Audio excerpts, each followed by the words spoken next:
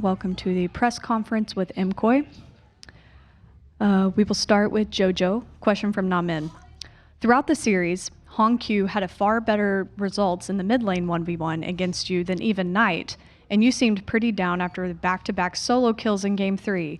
Was that from his mechanical strength, a lack of form on your part, or a function of the matchups being played?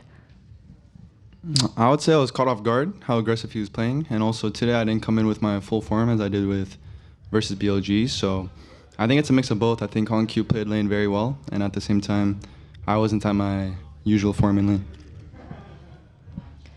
Myrwn, a question from Namin. You and Broken Blade drew a lot of criticism for individual play at this tournament, despite a history of relatively strong results from the EU top laners.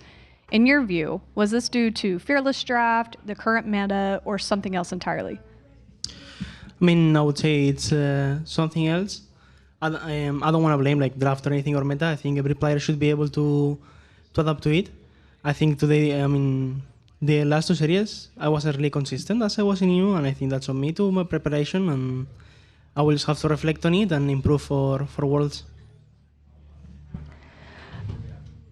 Following up, Myrwn, you picked Aurelia into Yorick, clearly a very strong counter pick. Bwipo infamously picked Mordekaiser into the same matchup against Flandre with the opposite results. Did you see that game? And what do you think of the Mord-Yorick matchup compared to the Aurelia-Yorick matchup? I saw that game. I mean, I think it's also pretty unlucky, you know. He tried to do only level 2 and he misplayed, and Flandre also played good, and then the matchup is really volatile. But I think it's a good matchup. I think it's a good angle. I think we pushed really smart about the picks he does. So yeah, I think it was just a lucky game, you know. You can sometimes have one of those games.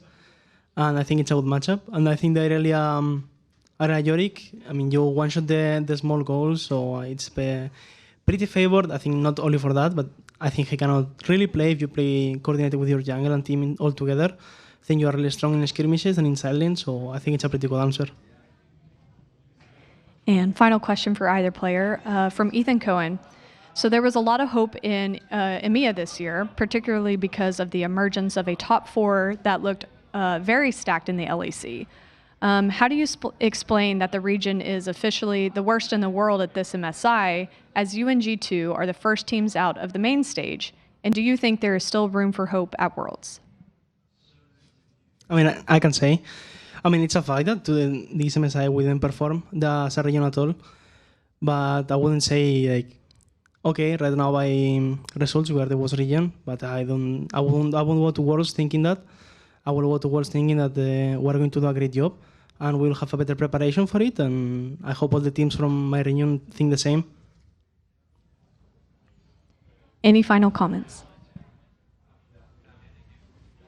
No, I don't think so. I think what Myrwn said made sense. So I basically have the same opinion. And that concludes the press conference with MKOI. Thank you. Thank you. Thank you.